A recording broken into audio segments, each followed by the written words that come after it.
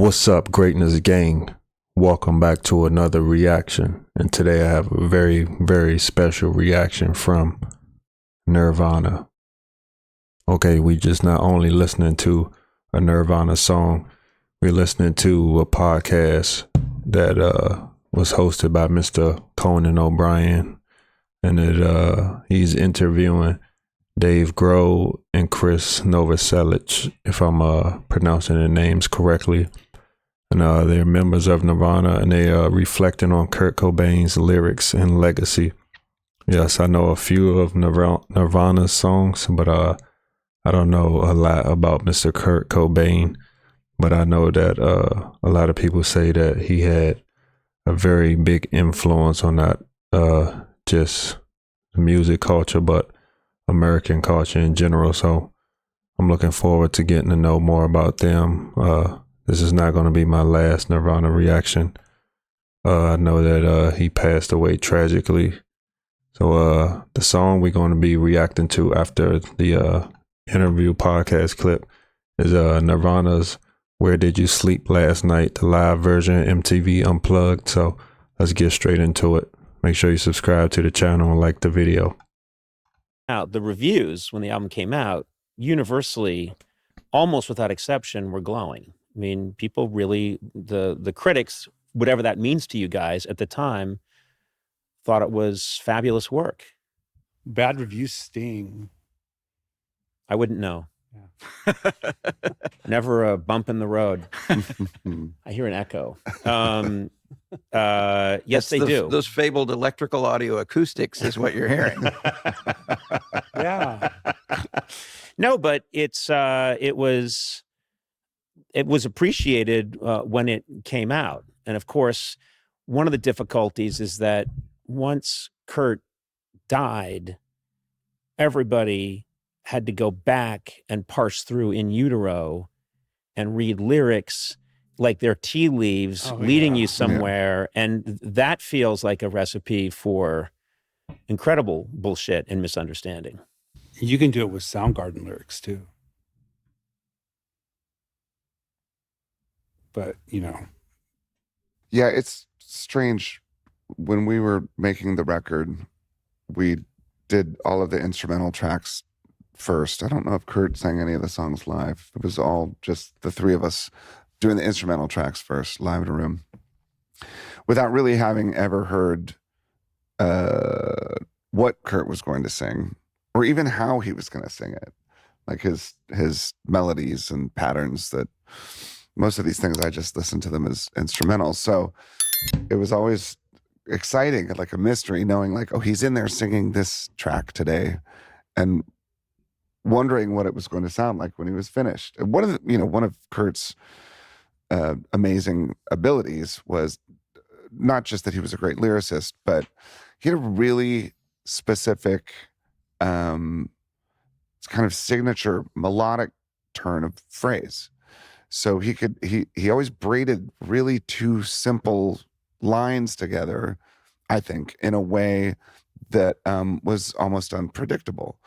And he would go from like maybe a gentle voice to a scream, or maybe a minor key to a major, but he would do it in this way that was like really beautifully patterned, which I always thought was really cool and really simple. Ultimately, at most everything that he did, I thought was simple, but really smart, you know. Anyway, so you would hear these things as they came back, and you would hear, for the first time, his melodic idea, but also the lyric. And every time I would hear it for the first time, I'd think, that's just odd. That's unusual. It's a weird, what a strange thing to say. What does that mean? But as the drummer, of course, I'm like, shit, did I slow down in the chorus? Now, fuck, my kick drum's too, you know. I still to this day, if I listen to that record, I'll find things or I'll feel things that I didn't necessarily feel 25 years ago. Not just in light of everything that had happened, but of course that, you know, everything that did happen can, you know, kind of screw the lens a little bit or distort maybe what it felt like before. and what it feels like now. Yeah, I mean, I think it's a slippery slope. It's easy to look back at that stuff and There's a thing that people don't give Kurt credit for enough, which is that, like, a lot of people think of his lyrical sensibility as just being a journal of his feelings, right? He was an artist, and he was incorporating stuff from, other things, other influences, bands and records that he admired, stuff that he'd read, like literature. There's a line in one of the songs, I think it's most babies smell like butter. Is that, you know what I'm talking about? Yeah. And I was like, what a weird observation. Did you like smell a baby? And like, he just had a kid, right? And I found out that was a near direct quote from a book that he'd read about a guy who had this sort of sensory experience of the world that was abnormal. And Scentless Apprentice. Yeah, Scentless Apprentice, a track on In Utero. Mhm. Yeah. And and then, like, he's from Seattle, and Francis Farmer is a tragic figure, a local person to the Seattle area. Like, a lot of lore involved in there had been recently come to light a lot of the sort of manipulative stuff that had been done to her during her career to try to manage her career. Like, you can see that there are parallels there where there, like, he may have been feeling pressures from outside people trying to manage his artistic expression for their benefit, and seeing a parallel between his life and Francis Farmer's life, and then using her as a figure, like, and it's like, such a great title for a song. Yeah. And that image of leaving a blanket of ash, burn all the assholes and leave a blanket of ash on the ground. But, and also it felt like a little bit of a reaction to, I read somewhere once, I think that there was so many just one name songs, and that Kurt was really interested in, like, going the other way. So Francis Farmer will have her revenge, or the ghost of Francis Farmer will have her revenge on Seattle, just as this, or as a radio friendly, shipping unit. These were attempts to say, I'm reacting to this cute moment we're in where everything is just one word. And he was aware of that as a trope, and he was playing, and he played with it. There was one song he wanted to call "Gallons of Rubbing Alcohol Roll Through the Strip." That's right. Yeah, we had that jam. Yeah, we did that. And is there much? He also wanted to be cryptic. Like, he didn't want to be like be dated or be put in like some kind of box or something. Mm-hmm. So he also was just cryptic, and that allowed people to just invite people in to make their own interpretation of it. Then if you look at his other forms of expression, like Steve said, like, Kurt was an artist, and he was a great painter. He was a sculptor. He would do comic books, and he's more than happy to walk you through every panel of like a comic he did. Right. And they were always just tragic figures, the people, and they were, or just weird, like, writhing spirit apparition kind of, everything was just kind of strange and dark and weird, but very well done, beautiful, very, done very well. So that was when he was expressing himself musically, is that, in Utero's, that's all over In Utero. I can go anywhere in the world, walk anywhere in the world, anywhere, and see someone walking down the street in a Nirvana t-shirt. And we're here in Chicago. We were walking last night to go get a bite to eat, saw someone in a Nirvana t-shirt. But I could be in, I could be on Guam and just see someone randomly walk by in a Nirvana t-shirt. And what always strikes me about these moments is that there's this massive projection that happens, which is Nirvana, Legend, Kurt. It all gets prismed out, and it gets so huge. And then I talk to you guys, and he's your friend that you knew intimately. You guys were very close. And it's all become so much bigger. There are people out there that have opinions, strong opinions about who he was and what he meant and what you guys meant. And it must just seem surreal to you at times? Like, no, that was our friend. There was 3 of us. We were in a van together, and it has now become this IMAX projection on the world. When my kids sometime will ask me, let's say, my daughter Harper and I were driving in the car not long ago, 6 months ago, and a Nirvana song came on. And we don't listen to Nirvana at home. This Nirvana song comes on, she's singing along to the words. And I'm thinking, wow, that's weird. I've never heard her listen to a Nirvana song. How does she know a Nirvana song? And she says, she said, Dad, how old were you when you made this song? I said, God, I think I was like 22, maybe. She goes, oh, how old was Kurt?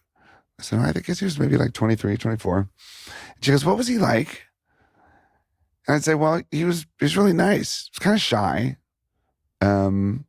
sometimes quiet, but he was cool. And she can get super pissed off. Yeah. But she says, well, he was shy. Was he shy around people that he knew or people that he didn't know?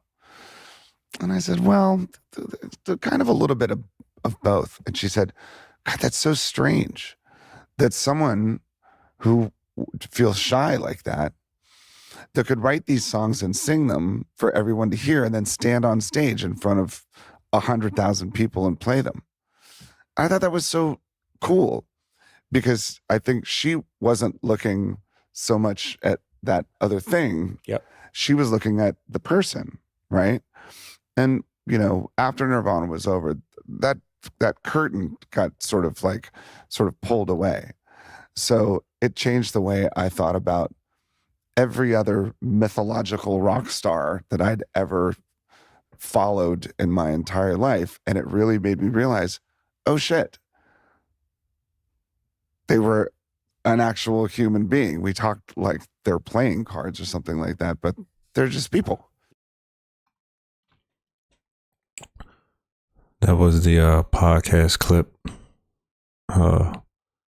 Nice message in there. I don't think I really need to elaborate on it too much. They said everything they need to say well. So you're going to get into where did you sleep last night?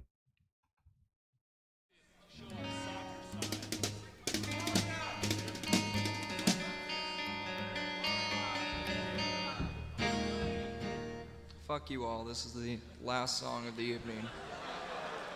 What is it? This was written by my favorite performer. Our favorite performer, isn't it? All of ours? You like him the best?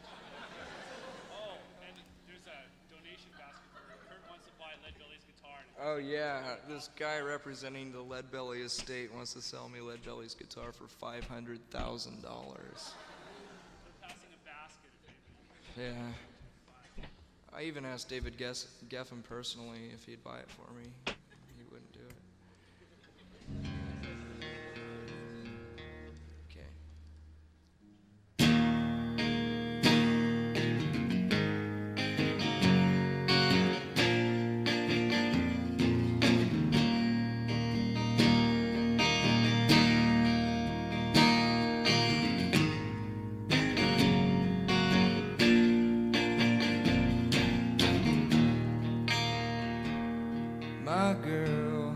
My girl, don't lie to me.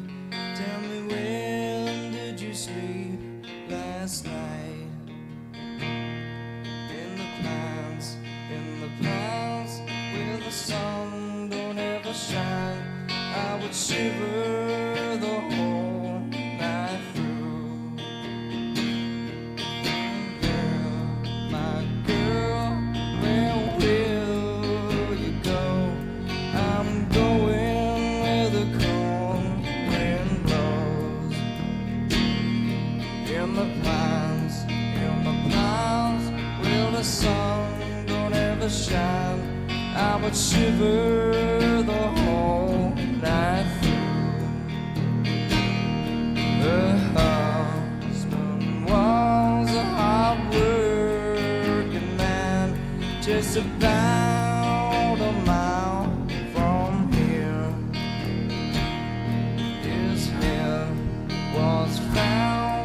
in a driving wheel, but his body never was found. My girl,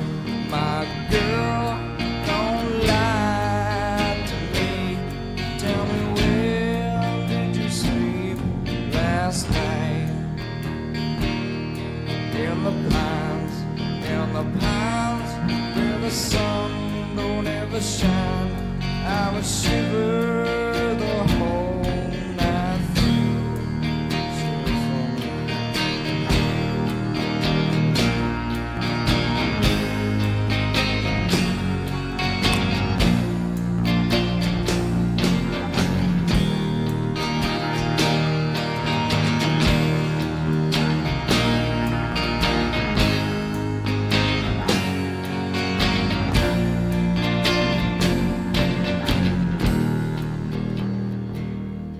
My girl, where will you go? I'm going where the cold wind blows. In the pines, where the sun don't ever shine. I would shiver the whole night through. My girl, don't lie to me. Tell me, where did you sleep last night? In the pines, where the sun don't ever shine. I would shiver the whole night through. My girl, where will you go? I'm going where the cold wind blows. In the pines, sun, the shine, I shiver. Oh, night through.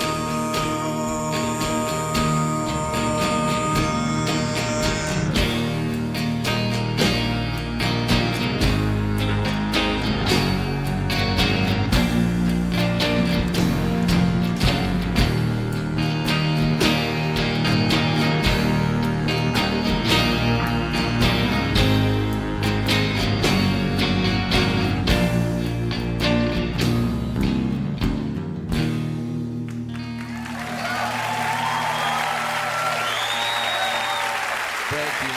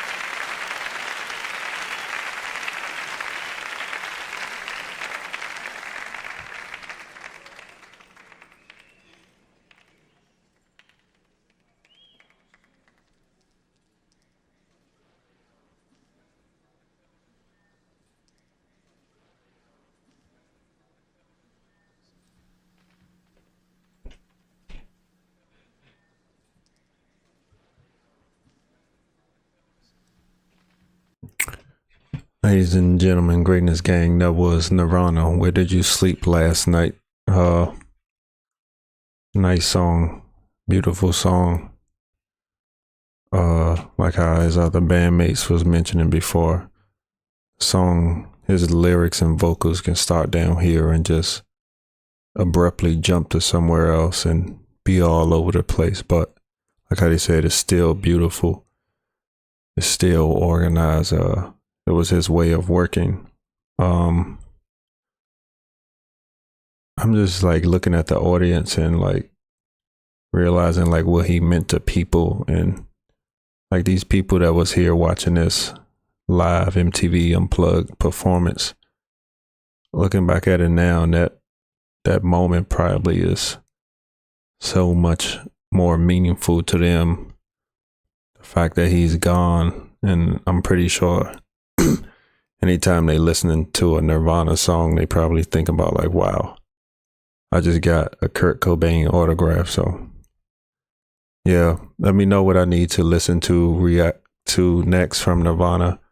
This definitely isn't my last one.